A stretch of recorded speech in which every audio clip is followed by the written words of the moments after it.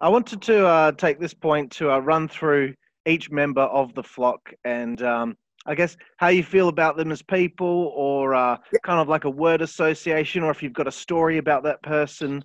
There are a few members to get through. So, first of all, Van Hammer. Ah, Van Hammer. Um, I got to start with the most recent incident. I'm sure you saw his issue with the law down in Florida.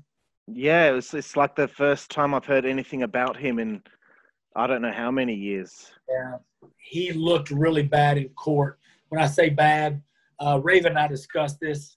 He's still a huge man. He's still a big guy. And Raven said he just looks like a sad giant. And he really did. And Mark helped me a lot when we were first on the road. And he would come down to the power plant sometimes when we were in Atlanta, resting near Atlanta, and work with me. We had a couple of matches together, and he always, for someone that was as big as him, he always allowed me to do things most guys his size would not. He was the first person to teach me how to do a Frankensteiner, and he let me do it to him on multiple occasions on TV. I knew one of our July 4th, July 5th shows in Atlanta. I think Lenny and I were together. He let me do it. I did it on a Saturday night taping with him. And so when somebody's 6'8", they let you do a Frankensteiner, it's pretty cool when you're my size. And he always had a bit of an issue with substances, and just it seems like even at this age now, he's still having his demons that he can't beat, and that makes me sad. I have not talked to him probably in 15 years. Right. I hope things turn out better for him. Yeah. Next up, Sick Boy. Sick Boy is amazingly still looks like he did when he was in the flock. He hasn't aged. He does not wrestle anymore unless I call him to do a tag match with me. He and I tag together a couple times a year, and outside of that, he doesn't get in the ring. It's pretty amazing. I don't know many people that can stay away from the ring like he can and just walk back in and pick up and do a match. And I think people forget how big Sick Boy is. It's funny when he shows up to independent shows these days. The independent guys in North Carolina and this area in the South and now are much smaller.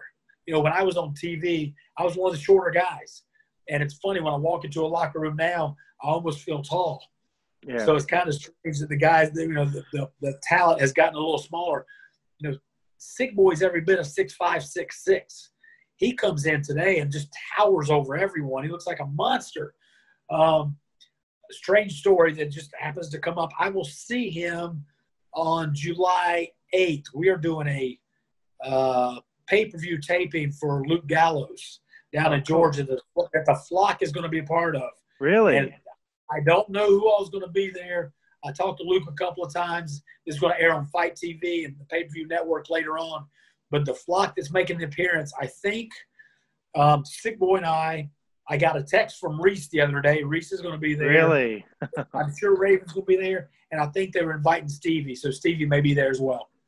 Awesome. Wow. I mean, actually, at one point I was going to ask if, when was the last time all the flock was together, but it was probably WCW, right? We've had a couple of reunion shows since then where 5, 6 of us were brought in to an autograph signing. We did a couple shows together where Raven and Riggs and Sick Boy and I all got together and did like an 8-man tag. Right. Like I said, Reese and I were together at a show here in Charlotte last August.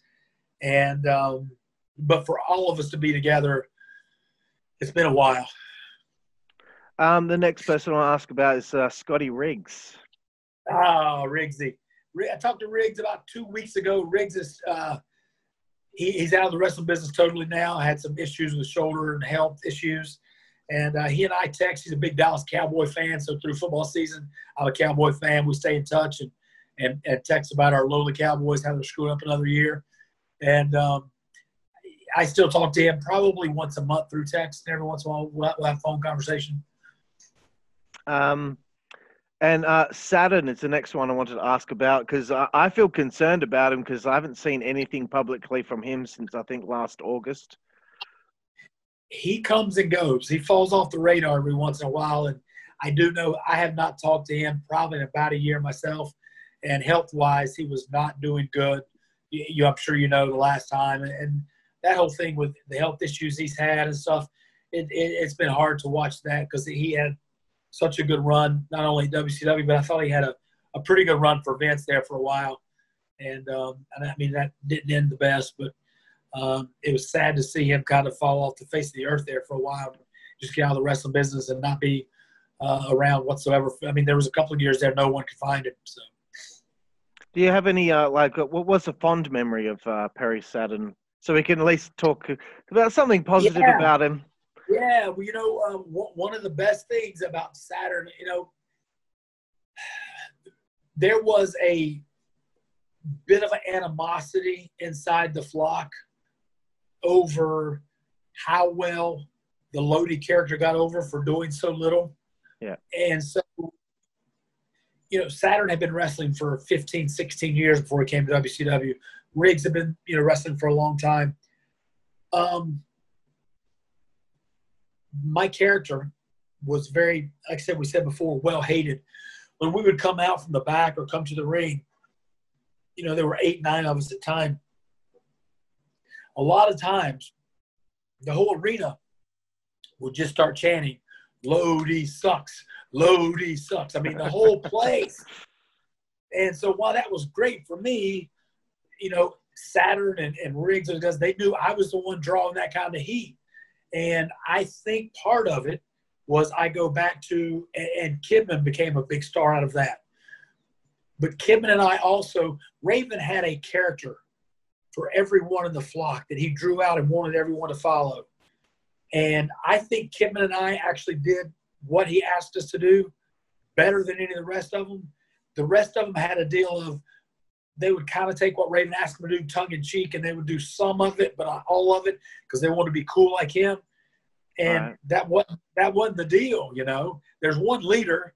You can't all be cool guys, you know. And so I think Riggs got caught up in between trying to be cool and trying to be this character, and it kind of just blended in, almost like Sick Boy to a degree. You know, he had in his mind what he thought was good and would work, and instead of taking what Raven wanted to do, he kind of toned it all down and just kind of blended in and didn't stand out.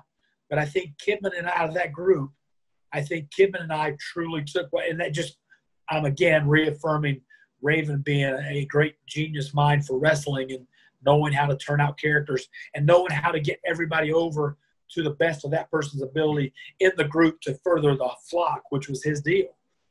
See, a mind like his is so needed in wrestling today because every single person in the flock had their own thing. And everyone stood out even though you were a collective. I see a lot of groups get put together today, and I don't know anything about any of their characters, and nothing about them stands out to me. They're just another guy in a group, whereas this group, there's a reason why everyone remembers the flock, because everyone was their own entity. Right. I couldn't agree with you more. And what you said about today's product, I agree with 100%. Memories of Ron Reiss. You know, good for him to be in the flock now. He's finally doing something other than Big Ron Stud or I think the Giant Ninja and also the Yeti. It's good for him. It's good for him to finally be in, doing something important. What are your memories of him in the flock? Reese was one of my better friends out of the whole group because I met Reese at the power plant. Reese was at the power plant every day training.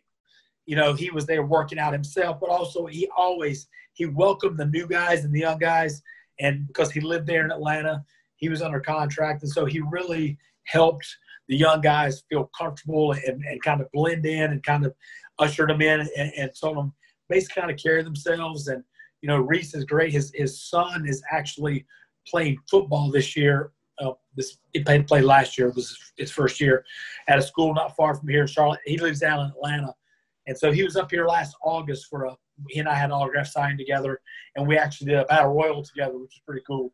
That's great. So I love Big Reese. He's got a heart of gold, and you talk about a gentle giant. He's a really cool guy. So I have nothing but great things to say about him. Cool, man. There's only a couple more to go. Obviously, I would say probably the biggest breakout star from the flock, Kidman. Fantastic talent, man. Just the things he could do in the ring were phenomenal. Kidman and I probably had, even though we were in the flock together, after the flock, we probably wrestled each other, I would say 6 or 7 times maybe, at least, and never had a bad match with Kidman. You just can't. He's so good, and he's going to cover up. I really loved working with him. We had good ring chemistry, but I think Kidman had that with almost anyone. He could have a good match with anybody. So I loved working with him. He was, like I said, a good talent, and it was fun to see him get over. And you talk about somebody that had the ability before he got married to pull women. Whoa, chicks loved Kidman. It was amazing. Tori Wilson, do we need to say anything else? I mean, come on. Yeah, there you go. Yeah, boom. I think with something I want to say about Kidman, I've watched every episode of WCW Saturday Night, and it's, let's say 1999. WCW Saturday Night is now a C show. Every time Kidman was on that show, he still wrestled like it was a pay-per-view. And I used to think to myself, geez, man, like, you don't need to dive off the top rope to the outside and collide with the guardrail, in a match against Blitzkrieg or whatever. That's just one thing I noticed about him. Balls to the wall every single time. And that was the thing. Some of those guys, some of the guys who would do those high-flying moves, they truly, and Lenny was one of these guys, that was what they did. It wasn't like they were pushing the envelope to them, or like you said, okay, you don't have to do that on the Saturday Night Show, right? But if he didn't do it on Saturday Night Show, he would feel like he wasn't working or he was phoning it in. I mean, yeah. you could no more take that out of his arsenal.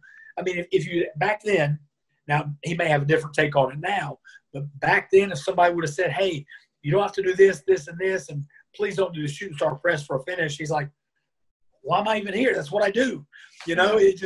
Where you and I look at it, and I would do some dives and stuff, and I didn't mind catching the guys, but that was not necessarily what I wanted to do all the time.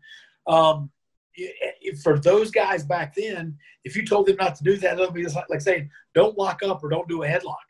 I mean, it was just, that's how it was for them. There was no thought of it. It's not high risk. It's wrestling to them.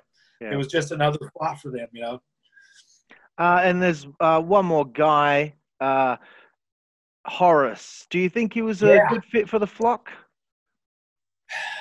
No. I remember watching it back and thinking to myself, it doesn't fit. He's Hogan's nephew. He should have been in the NWO. It did, yeah. It did not fit, but Horace was thankful for the spot. He and I, we roomed together. So, like I said, with everybody in the flock, we ended up trading off, roommates and riding with different people. And for somebody who had, Hogan behind him and had been in the business for a while, done some stuff over in Japan, he was always super nice and cordial. Great to me. I don't know that he just loved wrestling. It's like he did it. It was a job. It was there. But I don't know that it was his drive and passion.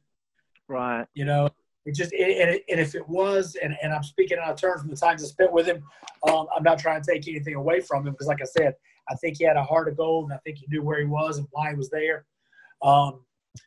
There you go.